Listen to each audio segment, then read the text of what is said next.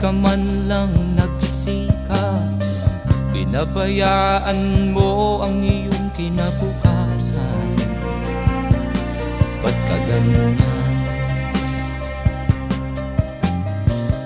Di naman sila nagkulang, ibinigay ang iyong kailangan.